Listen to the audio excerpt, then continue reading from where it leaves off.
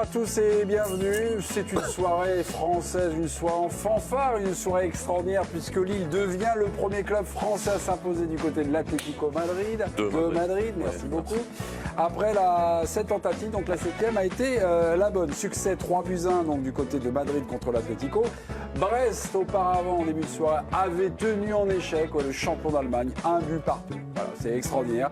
Auparavant, donc hier, Monaco s'imposait contre Belgrade, 5-1. Et puis Paris donc prenait un point contre le PSV. Au classement, eh bien, c'est 32 équipes. Monaco est 4e. Brest est 5e, Lille est 15e et le Paris Saint-Germain, dernier de la classe des Français, 19e, un classement dominé par Aston Villa et Liverpool, 3 matchs et 3 victoires. Petit tour de plateau pour y présenter tous nos invités. Express avec le président qui est là, Johan Micou. L'élégant va piloter un ville-peuple assez dynamique. Olivier Rouy qui a vu évidemment tous les matchs de la Ligue des Champions, car c'est son métier. Et Dominique Sévrac, Éric Blanc et Stéphane Guy. Bonsoir messieurs. Bonsoir. Bonsoir. Une belle énergie. Oui, une belle Virginie Saint-Silly est là. L'équipe Connect est également présente. Bonsoir Virginie. Vous voyez ce QR code là, QR code qui vient, voilà, QR code. Bonsoir Dominique. Voilà, hop, vous accédez évidemment à notre univers et vous pouvez nous poser plein de questions, plein de compliments sur le football français. Virginie, bonsoir. On commence évidemment par l'Express de Lille. Oui, mais ça partait très mal. Je sens que les gens sont un peu gênés Mais la France marche sur l'Europe, Olivier. On est heureux quand même. Bon, la Ligue des talents n'est plus seulement nationale, elle est plus hexagonale, elle est européenne. On bombe le torse. Hein. Je pense qu'il faut renégocier les droits de la Ligue 1 tout de suite là. Tout de suite là. Tout de suite là, je pense qu'on peut obtenir 100 millions. C'est cadeau, c'est 300 millions d'azos. Tout de suite là. Ouais. Vous avez l'air gêné, Olivier. Ah non, pas du tout, moi je suis ravi. Ouais, ravi. Moi je suis très content pour Bruno Genesio, donc tout va bien. On a une question sur Bruno dans quelques minutes. Eric, ce match-là... Il faut s'en féliciter. Il y a des concours de circonstances. On verra sur le pénalty que j'ai toujours pas compris pour Lille. Qu'est-ce qui s'est passé? Main, pas main? Est-ce qu'il y avait une faute au préalable? Il est évident ce pénalty quand même. Il est évident. Moi, j'ai rien compris, mais bon, Un des après, plus simples de l'histoire. c'est le tournant du match. Mais après, Il est aussi évident que le pénalty de Ravanelli au parc, c'est le même. ce qui est intéressant, c'est que en écoutant les commentateurs, Genesio avait quand même annoncé certaines choses. Avec une équipe en bois qui sortait de l'EHPAD, à l'arrivée, il tient le coup, il est dans les 20 dernières minutes, un peu chanceux, il marque 2 buts, il Elle gagne. sortait pas de l'EHPAD, elle sortait plutôt de la garderie. Oui, mais enfin bon. Oui, c'était des baby-boomers, t'as raison. C'est la dernière fois que je Oui, corrige sur mais vos non, images. t'as raison. Non, mais tout le monde a critiqué cette composition d'équipe. Il y avait de quoi, Et à l'arrivée, On va boum. voir ça. Bingo. Bruno Je Genesio. fais pas tous les thèmes en même temps. Bruno Genesio, ma question pour vous, là, ça compo, ce match-là, Oui. est-ce que c'est finalement un coup de chance ou un coup de génie? Habillage à la Lilloise, s'il vous plaît, mes amis, en régie. Et on y va. Oh, c'est petit. Éric Blanc, coup de chance ou coup de génie? Bah, je dirais coup de génie. Coup de génie. Stéphane, J'aime au moins autant Bruno Genesio qu'Olivier Rouillet, mais coup de chance. coup de chance, chance. Olivier, Coup de génie. génie. Dominique, Le concept repose sur moi. oui. Après, c'est un coup de chance. Coup de chance. Ok, très bien. Président, à vous d'activer, j'ai l'impression que ce soir, ça va gueuler sévère. chaud. Un chaud bouillant. Jingle. On va commencer par les deux génies, là. Eric et Olivier, qui commence? Comme tu veux. Olivier démarre. Olivier va débuter. Dominique, c'est Oui. la première fois que vous êtes associé à Stéphane. Comment on fait? Je suis un peu perdu. Non, en fait, c'est assez simple. On va pas changer une équipe qui gagne. Oui. On va commencer par le talent de Stéphane. On finira par l'exploit. Si ça vous dérange pas de mais. Non. Ok. Vous avez vu, j'avais un peu les mots. Non, c'était très bien. Le coup de génie avec le génial Olivier Rouillet. Pourquoi vous saluez le génial Bruno Genesio? Tout simplement parce que c'est pas du n'importe quoi. Il nous l'a démontré déjà plusieurs fois, notamment contre City où il a réussi un coup absolument fantastique. Et il avait reconnu le jour-là qu'il avait senti, il avait eu l'intuition, il avait senti le coup. Je pense sincèrement qu'il a senti le coup, et pour ce soir, et pour samedi prochain, pour le derby. Donc il a analysé calmement la situation, et il a trouvé les bonnes solutions. En plus, sa force, c'est d'avoir fait rentrer ces joueurs qui lui ont permis, qui étaient sur le banc et qui ont permis de gagner ce match. Donc pour moi, ça c'est un génie, et Bruno Genesio, est un super entraîneur. 30 secondes pour dire que Bruno Genesio est un peu châteux ce soir. Je l'adore, je le répète. Et comparer le match contre City à celui-là, c'est une blague. une blagouze. Merci Olivier. Non, il y a évidemment beaucoup de chance ce soir. On ne peut pas le nier entre les occasions du Sorloth qui était digne d'un attaquant du Paris Saint-Germain, entre le penalty improbable, enfin je veux dire, c'est un tombe du ciel, la passe décisive de Gudmundsson à Jonathan David. Alors celle-là va rentrer aussi dans l'histoire. La blessure de Cabella qui permet à Zegrova d'entrer, qui va marquer. Enfin tout ça, voilà. Ce soir, je pense que Bruno Genesio peut retourner à Lille, aller se prosterner devant la statue du général de Gaulle et lui baiser les pieds. Ok, très bien.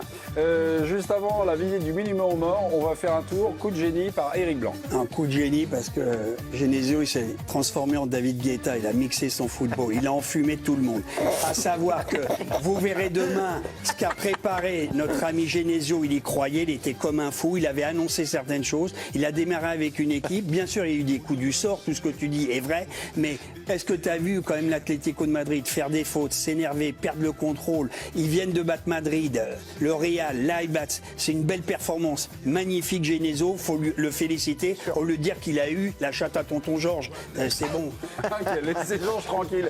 Dominique Sévrac. Non mais c'est vrai, pardon Olivier, pardon Eric m'avait convaincu, je vais lui demander les numéros du loto de vendredi à Bruno Genesio parce qu'il avait vu évidemment que Cabella allait se blesser donc il fallait faire rentrer Zegrova, il avait vu qu'il y avait un arbitre qui ne savait pas siffler des pénaltys, il avait vu que Sorloth était le plus mauvais attaquant de l'histoire donc il allait tout rater, il savait tout donc maintenant il va nous donner à peu près ce qui va se passer en France les 6 prochains mois, combien de temps le gouvernement Barnier va tenir, on veut savoir maintenant l'oracle Genesio s'il vous plaît. C'est n'importe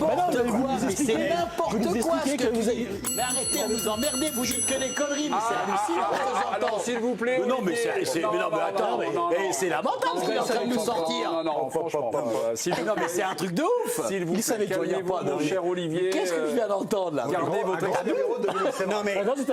Gardez votre expertise pour le match de Brest que vous avez savouré. Mais juste avant le coup de chance ou coup de génie pour Bruno Genesio, vous allez évidemment sur l'équipe Connect, sur tous nos réseaux sociaux. Et Virginie surveille ça de près. Président, vous avez pris du plaisir là, à écouter ce Super Duel. Il y avait de l'image, il y avait des références, il y avait des choses. Mais alors maintenant, au moment du verdict. Mais je suis très embêté après ce match en fait. Non mais c'est hyper difficile de le débriefer par rapport à ce qu'on a vu parce que tout ce qui a été dit est juste dans ce duel. Il y a eu pas mal de réussites, mais après... c'est pas la première fois que Genesio arrive à faire des coups comme ça assez extraordinaires face à des grandes équipes européennes avec des grands coachs en face de lui. Cette année, Mourinho, Ancelotti, donc c'est quoi le coup? Et puis évidemment la référence. C'est quoi le coup? Parce qu'ils nous ont pas expliqué en quoi il avait été génial. Non, mais moi je trouve qu'il avait une idée. Non, mais après, est-ce que c'est génial ou pas? J'en sais rien, mais je pense qu'il avait une idée. Alors tout le monde lui est tombé dessus par rapport à sa composition d'équipe. On y reviendra donc. Mais après, je trouve que le football moderne aujourd'hui, tu commences avec une équipe, mais tu peux finir avec une autre. Peut-être que son idée, c'était de tenir au maximum avec cette équipe-là.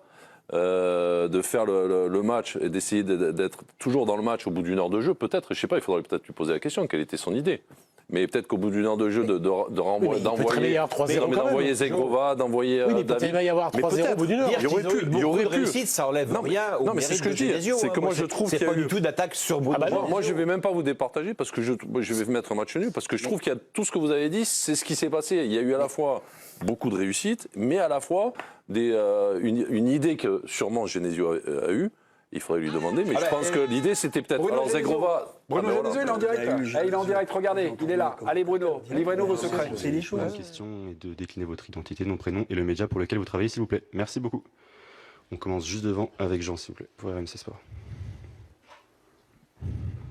Bonsoir Bruno. Bonsoir Jean. Je ne referai pas le coup du Real et le changement de prénom, mais explique-nous un petit peu comment tu as vécu cette soirée complètement folle, parce que on a quand même été nombreux à être surpris de la compo de départ. Les circonstances ont fait que Zegrova est rentré, qu'il y a eu ces changements de deuxième période. Comment expliques-tu ce renversement de situation ? On a eu un début de match compliqué, qu'on s'est rendu compliqué parce qu'on a encaissé un but évitable. Et il ne s'agit pas de blâmer Ousmane, loin de là, parce que je trouve que malgré son jeune âge, il a réussi à se remettre dans le match après ça. Et il faut le féliciter. Je veux le féliciter par rapport à ça. Mais en première mi-temps, on a souffert. Même si sur les 15 dernières minutes de la première mi-temps, on a senti qu'on avait un regain d'énergie. On a réussi à ressortir des ballons plus proprement, à poser des problèmes à cette équipe de l'Atlético. On a eu une très très belle occasion juste avant la mi-temps d'égaliser. Et à la mi-temps, j'étais assez confiant. J'ai dit à mes joueurs qu'il fallait continuer dans le plan qu'on avait mis en place, faire durer le match. Surtout pas encaisser un deuxième but. Et et ressortir encore comme on l'avait fait sur la fin de la première mi-temps, qu'on aurait des opportunités de revenir au score. On a fait mieux que revenir au score. Après, les joueurs rentrants sont des joueurs qui ont l'habitude de ce genre de match, qui ont beaucoup d'expérience de ce genre de match. Ils ont été décisifs, tous. Mais tous ont été décisifs, aussi ceux qui ont débuté. Et ça montre que j'ai un groupe à la fois dans l'état d'esprit, dans les qualités, qui est compétitif, même si on commence à perdre beaucoup. S'est imposé comme le héros du match entre le Real Madrid et le Borussia Dortmund lors de la 3e journée de la Ligue des Champions. Grâce à une performance exceptionnelle au Santiago Bernabéu, le jeune Brésilien a inscrit un triplé en seconde période, permettant à son équipe de décrocher une précieuse victoire. Élément clé de cette rencontre, il a été élu MVP du match, témoignant de son influence sur le terrain et de son rôle déterminant dans le succès de son club. Avant de continuer, pensez à vous abonner pour ne rien rater de l'actualité du Real Madrid. Laissez vos avis en commentaire et partagez la vidéo avec vos amis pour qu'ils rejoignent la communauté des Madridistas. À la Madrid, après le match, Vini Junior s'est exprimé avec émotion sur la contribution de l'équipe et des supporters. Nous croyons en nous. Nous sommes chez nous, avec nos fans, et tout peut arriver. Quand nous sommes arrivés au vestiaire à la mi-temps, tout le monde était très silencieux, et nous n'écoutions que le coach. Il nous a simplement dit une chose, si nous marquions le premier but, nous reviendrions dans le match. Une fois encore, nous l'avons fait, et c'est en grande partie grâce aux supporters et à l'effort collectif de l'équipe qui a tout donné. Cependant, il est important que nous nous améliorions et jouions avec la même intensité dès le début. Sinon, l'entraîneur ne pourra pas toujours le supporter.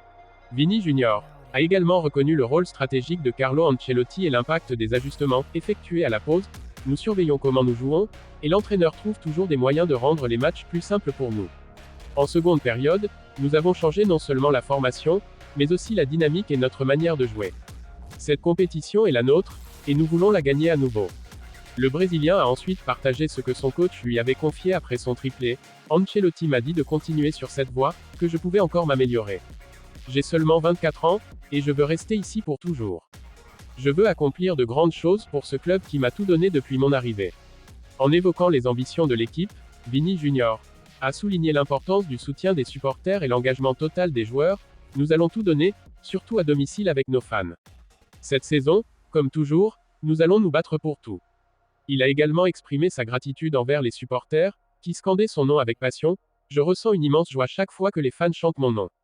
C'est un rêve devenu réalité, et j'adore marquer des buts pour eux. Ce match contre le Borussia Dortmund a montré une fois de plus que Vini Junior n'est pas seulement un joueur talentueux, mais aussi un leader sur lequel le Real Madrid peut compter pour les défis à venir. Le Brésilien continue de prouver qu'il est un élément essentiel de l'équipe, et il semble déterminé à écrire encore plus de pages mémorables dans l'histoire du club.